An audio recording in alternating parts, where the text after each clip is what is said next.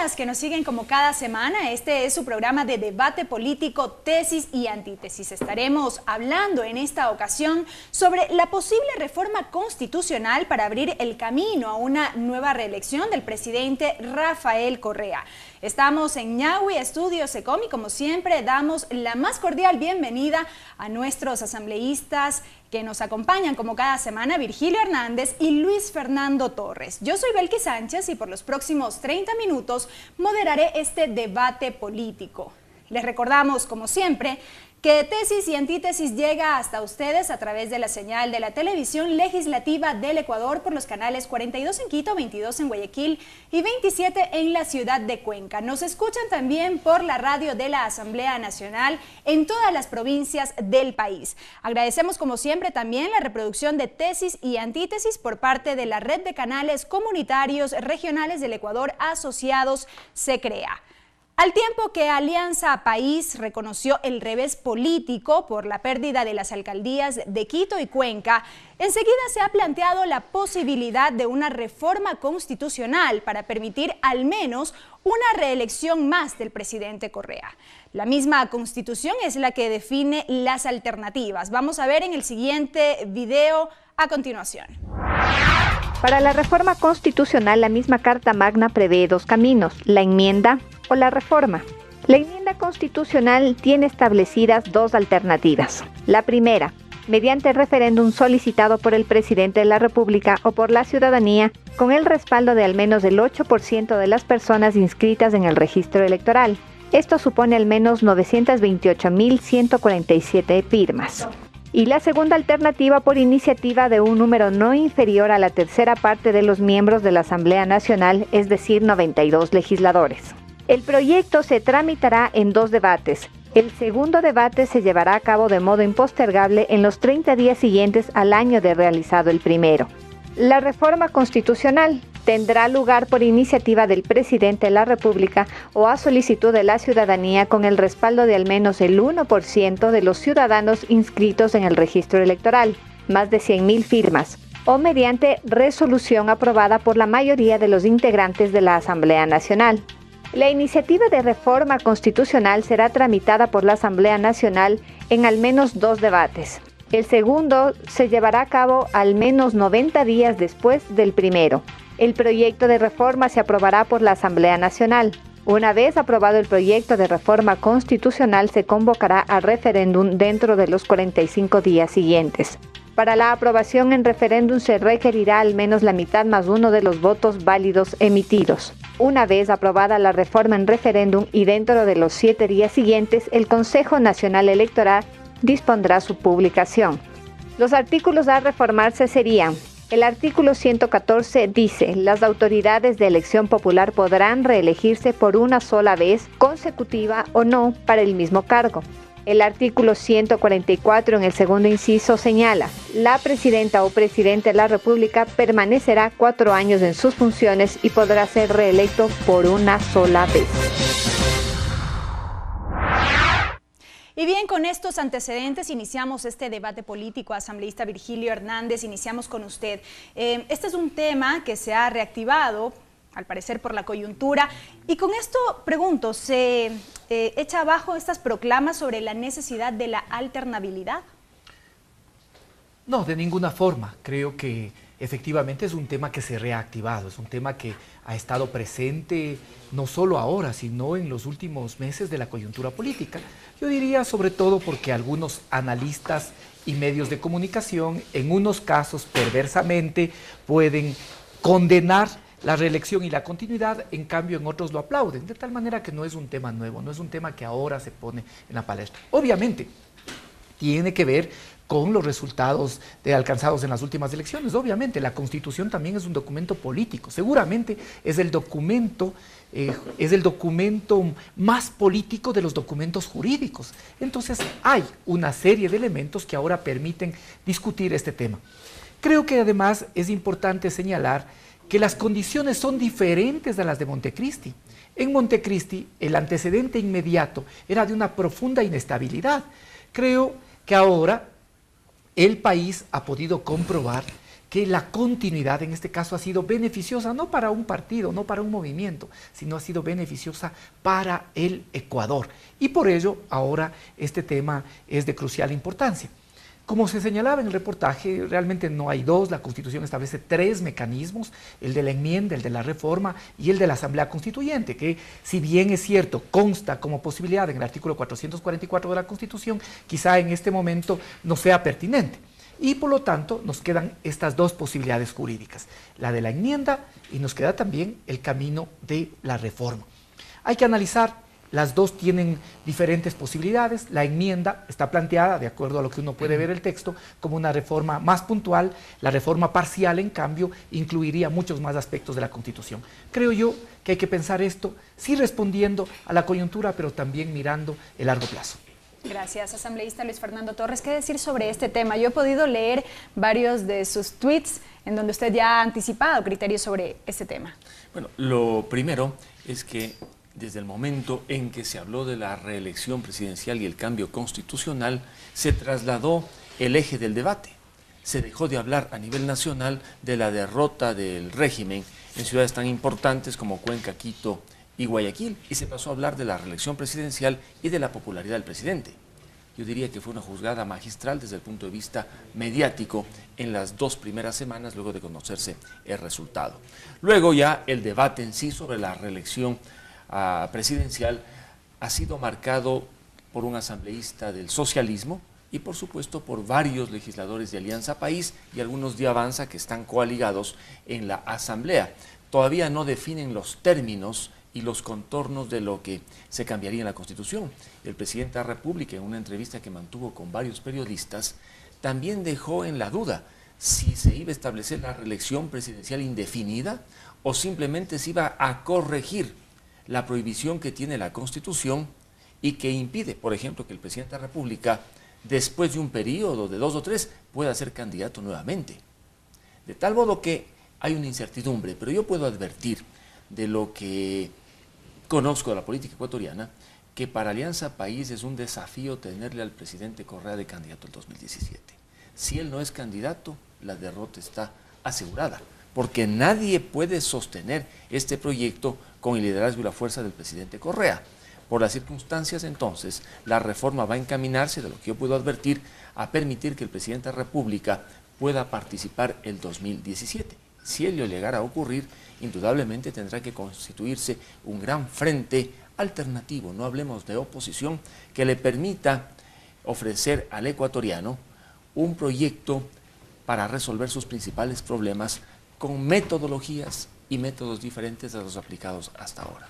Gracias. Asambleísta Hernández, como dice el asambleísta Torres, es así, es una jugada magistral un poco para opacar lo que fueron los resultados electorales que en determinados lugares no beneficiaron a Alianza País. Y mi segunda pregunta también, a más del presidente Correa, ¿no existiría otra figura que podría garantizar el ganar unas futuras elecciones? A ver, creo que en primer lugar hay que matizar lo que ha expresado Luis Fernando. Ha señalado que hay una derrota del régimen.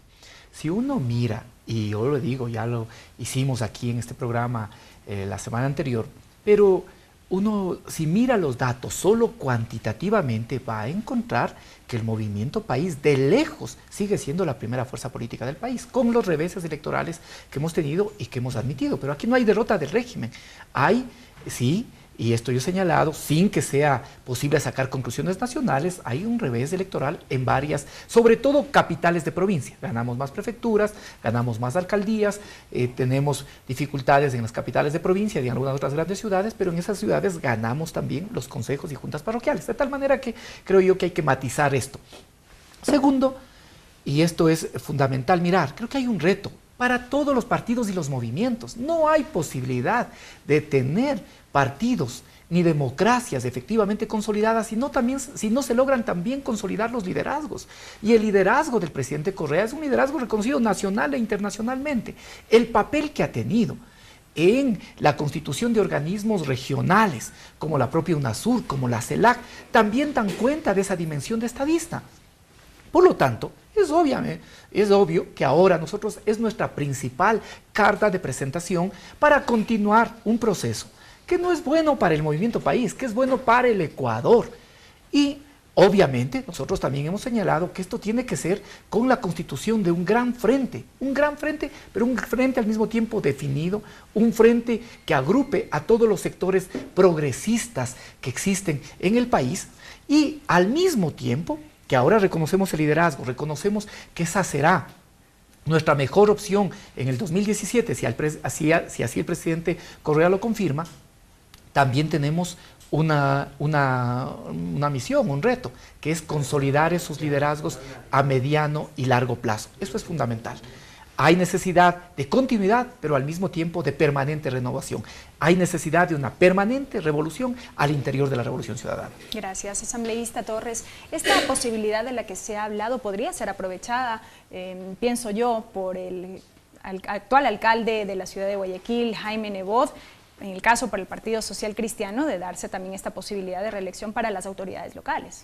Bueno, el alcalde de Guayaquil es indudablemente el gran triunfador de estas elecciones, porque en Guayaquil se planteó un verdadero plebiscito entre el presidente de la República y el alcalde Nebot.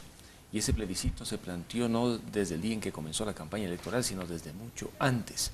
Y Nebot triunfó en Guayaquil, con lo cual su proyecto de construir un modelo exitoso de empleo, seguridad, mantenimiento ambiental fue ratificado por la mayoría de guayaquileños. Nebot obtuvo más allá del 60%. Ahora bien, el analista José Hernández dijo una verdad que aclara el tema. País sufrió una derrota en términos generales, si contamos las pérdidas en las grandes capitales, pero el presidente no está derrotado. Si desde la oposición hacemos una lectura equivocada y decimos perdió país, perdió el presidente, están derrotados, están muertos, qué fácil es ganarles, es una equivocación. Hay una fortaleza política, inclusive fuera de Guayaquil, en los demás cantones de la República, el voto en plancha de Alianza País es muy fuerte, muy fuerte. Perdieron alcaldías, pero tienen mayorías en los diferentes consejos municipales. Por lo tanto, si el 2017 participa el presidente de la República con motivo de esta reforma constitucional de la que se habla como candidato a la presidencia una vez más, indudablemente que tiene una gran fortaleza, no solamente por el capital político con el que cuenta, sino porque en definitiva es la maquinaria del Estado la que se mueve junto a él. De allí que en estas condiciones, desde la oposición habrá que pensar en un gran frente, un frente que aglutine esfuerzos, sin egoísmos, porque si participamos en la contienda electoral del 2017 con el presidente Correa de candidato, igual que lo hicimos del 2013 con varios candidatos en la oposición, ya sabemos cuál será el resultado en la presidencial y en la asamblea. Por lo tanto, ojalá exista la suficiente madurez para constituir un gran frente alternativo. Gracias. Amigos, es tiempo de una primera pausa. Al volver estaremos en nuestro segundo bloque de aquí de Tesis y Antítesis, en donde veremos y escucharemos los criterios de los ciudadanos respecto al tema que hemos planteado en este programa, la reforma constitucional con miras a una posible reelección presidencial. No se vayan.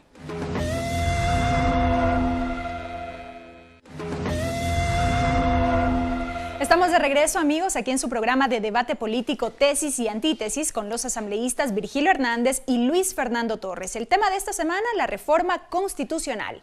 Les recordamos, como siempre, que llegamos hasta ustedes a través de la señal de la televisión legislativa del Ecuador por los canales 42 en Quito, 22 en Guayaquil y 27 en la ciudad de Cuenca. Nos siguen por internet a través de envivo.asambleanacional.gov.es. Y continuando con más, el equipo de Tesis y Antítesis se trasladó hacia los exteriores del Palacio de Carondelet, aquí en la ciudad capital, en donde se recogieron varios criterios de los ciudadanos. Veamos. No creo que estaría bueno que el presidente siga, como dice, de por vida, ¿no?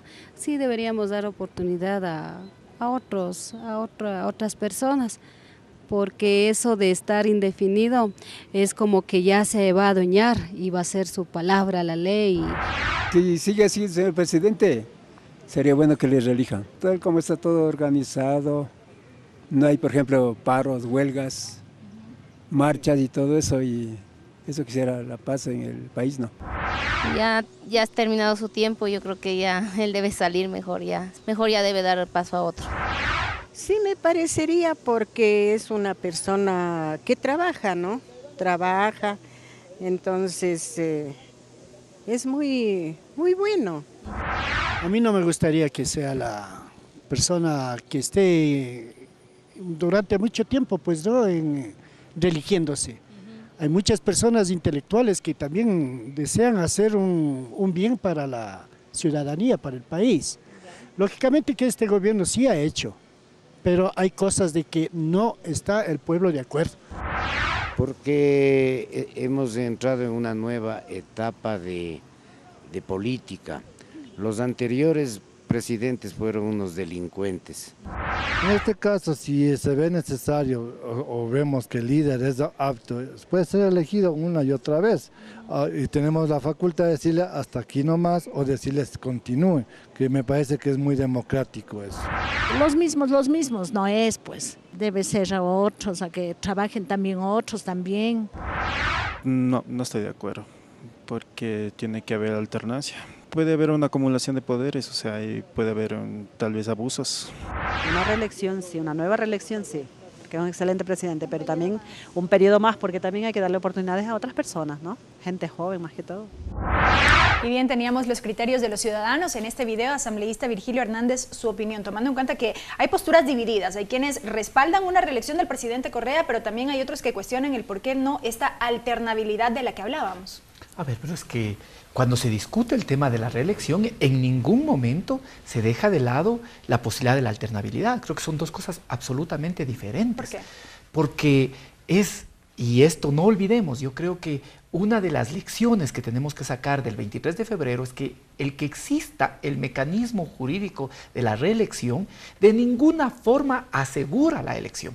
Y creería yo, además, que aquí hay varios temas que debemos pensar, sobre todo que en estos últimos años sí ha cambiado la sociedad ecuatoriana. Creo que hay modificaciones sustanciales en la conciencia ciudadana. Eso nos demostró, por ejemplo, el plebiscito, la consulta popular, que dio resultados diferentes a cada una de las preguntas. ¿Qué nos demuestra eso? Que la población, la sociedad ecuatoriana puede discernir, puede decir en estas cosas estoy más de acuerdo, apoyo, en estas tengo más recelos, más preocupaciones, más dudas, no lo apoyo. Y de igual forma, las elecciones del 23 de febrero, si alguna lección inmediata nos dejan, es que el que exista la reelección no asegura la elección. Es más, si usted mira estadísticamente, las personas que postularon o corrieron por la reelección, más bien mayoritariamente perdieron esto. De tal forma que el que exista esta posibilidad, de ninguna manera asegura la elección. Y creo yo que siempre es el pueblo ecuatoriano el que tiene la última palabra, siempre es el pueblo ecuatoriano.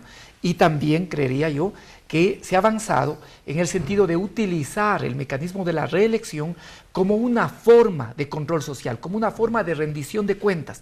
La ciudadanía puede decir, esta persona nos asegura la continuidad, la transformación, el cambio, por lo tanto yo le premio con la reelección. Y si no es así, también puede juzgar y no darle el voto.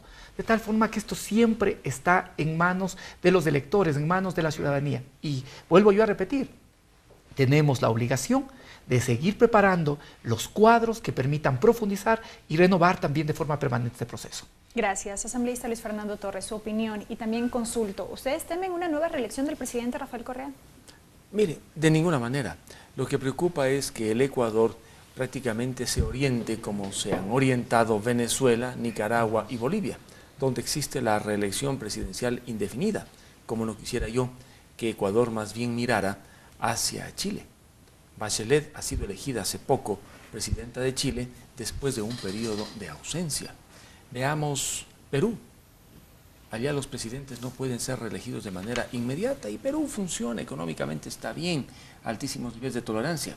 El caso colombiano, Álvaro Uribe no pudo presentarse a su tercer mandato por resolución de la Corte Constitucional que dijo solamente puede haber una reelección. Santos va a presentarse para la reelección. Así funcionan mejor las democracias. Esto es cuando no hay esta reelección indefinida. El caso de Brasil, Lula tuvo que dejar el poder. Llegó Dilma. Lula podría presentarse ahora porque ha pasado un tiempo, un periodo o dos, si Dilma Rousseff es reelecta. De tal modo que ese es el camino a seguir. Vea usted Argentina con los Kirchner, marido, mujer, tanto tiempo, control de cambios, inflación, lo mismo que vemos en Venezuela, inflación, delincuencia. Ese es el resultado de ejercicios prolongados en el poder. Las lecciones de Estados Unidos no deben dejarse de observar. Antes podían reelegirse los presidentes. Con una reforma que se hizo, solamente puede ser reelegido una vez. Obama está en su último periodo y se va a su casa. Lo propio pasó con Bush, lo propio pasó con Clinton. Veo que el presidente muchas veces pone los ejemplos de España, de Alemania o de Inglaterra. Pero no nos olvidemos que esas son repúblicas o monarquías parlamentarias, no son repúblicas presidencialistas. ¿La derecha no respaldará entonces una reforma constitucional? De ninguna manera en esos términos de la reelección consecutiva e indefinida. No cabe. Se altera la estructura misma de la democracia y de este Estado constitucional de derechos y justicia que queremos construir. Gracias, asambleísta Virgilio Hernández. ¿Qué decir sobre esto? ¿Una orientación como otros gobiernos? A ver, es que yo creo que en muchos casos aquí no hay un problema de tipo político-académico, sino un problema ideológico. Generalmente, es cierto que los regímenes europeos son regímenes parlamentarios, pero ahí, en estos regímenes parlamentarios, es aún más necesario que exista la mayoría, porque solo la mayoría sostiene al presidente del gobierno. Esto es así. Pero ¿qué es lo que pasa? Que estamos acostumbrados a un discurso en el que se mira al norte, se mira a los Estados Unidos, Europa, ¿sí? Como de democracias fortalecidas. Entonces, cuando ahí hay continuidad, se habla de que eso es una muestra de la madurez y de la consolidación democrática. En cambio, cuando se mira a nuestros países, se ve eso como una dificultad. Yo vuelvo a señalar, eso creo que es, sobre todo, no mirar lo que pasa aquí en el Ecuador, y mirar que en el Ecuador, en estos 30 años, y yo diría en estos últimos 7 años, hay una madurez democrática que le permite discernir, que le permite distinguir. Creo que esto es un elemento importante. Otro, que también vale señalar, es que las reglas todavía están a discusión. Yo creo que este sí es un tema que debemos debatir. Las reglas están a discusión. Es decir, hay que reformar el artículo 114 y permitir que esto sea de manera general para todas las autoridades de elección popular. Recordemos que antes del 2008 era al revés. Se podían reelegir de manera continua y permanente. De hecho, teníamos legisladores 20 años y un alcalde que aún ahora ha sido reelegido y que está desde prácticamente el 79. Y podían reelegirse de manera indefinida, a excepción del presidente de la República. Ahora hay que mirar y analizar. Se trata de una elección para todas las autoridades de elección popular. ¿Cuáles son esas reglas? ¿Cuáles son los mecanismos, las formas? Es cierto, en los Estados Unidos puede haber una sola reelección, pero pueden estar 10 años si es que la persona que es elegida presidente por primera vez fue vicepresidente los 2 años inmediatamente anteriores, de tal forma que pueden estar hasta 10 años en el mismo cargo. Es decir, nos toca analizar todavía las reglas. Y quiero decir algo más. El que sea el camino de la enmienda tiene un beneficio adicional, que el debate, al realizarse el segundo debate 1 año posterior a la culminación del primero, permite además que el debate se extienda de los estrechos límites de la Asamblea Nacional y que sea un debate con la sociedad. Gracias, asambleísta Torres, su réplica. Bueno, a mí lo que me preocupa es la forma como avanzan este tipo de propuestas. Resulta que en estos días el IES, por ejemplo, ha aprobado a través de su consejo directivo una medida que va a permitir gravar con el 20.5% a los ingresos de los trabajadores independientes, abogados, ingenieros, economistas, artesanos, comerciantes. Yo no entiendo. Se presenta el tema de la reelección, ¿verdad? Se mueve el eje del debate en el país y por ahí el IES, con una medida de orden administrativo, establece un verdadero impuesto que ya está generando zozobra y malestar en la sociedad ecuatoriana.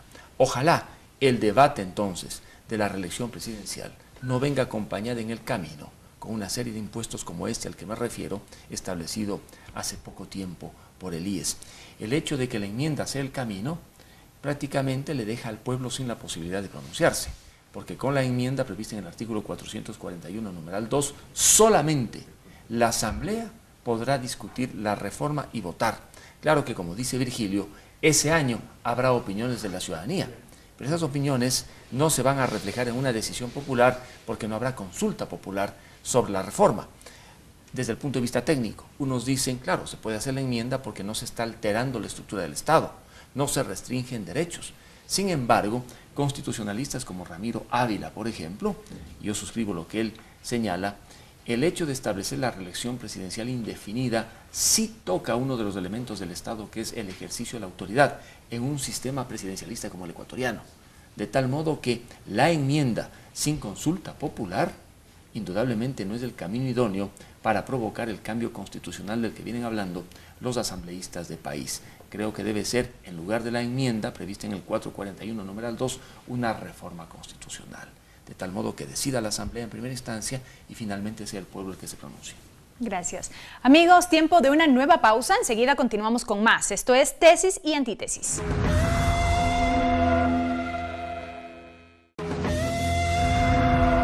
Amigos, retomamos, seguimos aquí en Tesis y Antítesis, su programa de debate político. Estamos ya en el bloque final de este programa. Asambleísta Virgilio Hernández, ¿cuál es la garantía que da Alianza País de no querer perennizarse en el poder? A ver, creo yo, y vuelvo a señalar en esto, que la sociedad ecuatoriana ha cambiado, las convicciones democráticas se han modificado. Y yo diría más, también incluso el mismo sentido de la democracia ha cambiado fundamentalmente.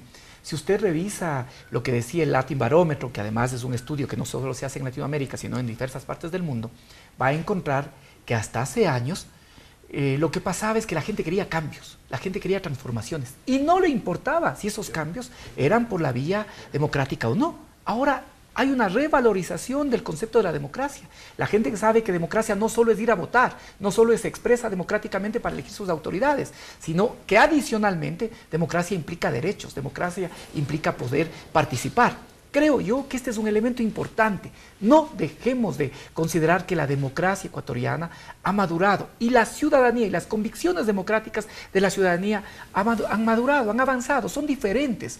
Creo que en ese sentido el país también ha dado pasos trascendentes. Por lo tanto, creo yo que ahora con esta posibilidad la ciudadanía va a estar mucho más atenta de lo que efectivamente hagan o no sus gobernantes y va a poder decidir también en función de los intereses del país.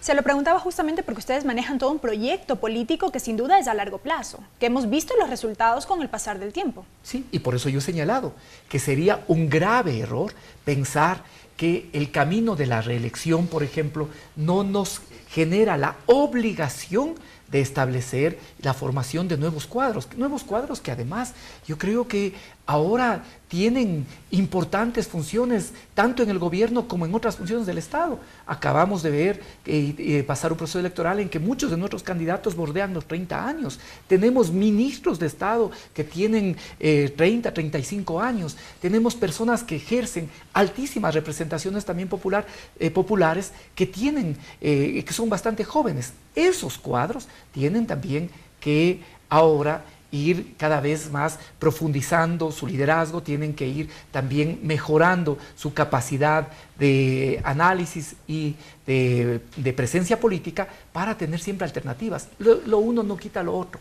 Lo uno presenta ahora opciones, propuestas a la sociedad, pero eso no excluye, y yo le digo en esto, no podemos pasar rápidamente las lecciones que nos debe dejar el 23 de febrero. Tenemos que profundizar también en esas lecciones. Y parte de esas lecciones es formar los cuadros y los liderazgos que nos permitan un recambio y un fortalecimiento de este proyecto político. Este proyecto político, y eso lo ha dicho el propio presidente Correa, lo peor que podemos hacer es estar esperanzados o pensar que solo depende del presidente Correa. Si queremos efectivamente que este proceso continúe, tenemos que formar nuevos cuadros y además tenemos que recomponer nuestro vínculo permanente con la sociedad. Gracias, asambleísta Luis Fernando Torres. A propósito de estos nuevos cuadros de los que habla el asambleísta Virgilio Hernández, en estos 3 años ustedes deberán preparar un nuevo cuadro que le haga frente o peso al presidente Correa.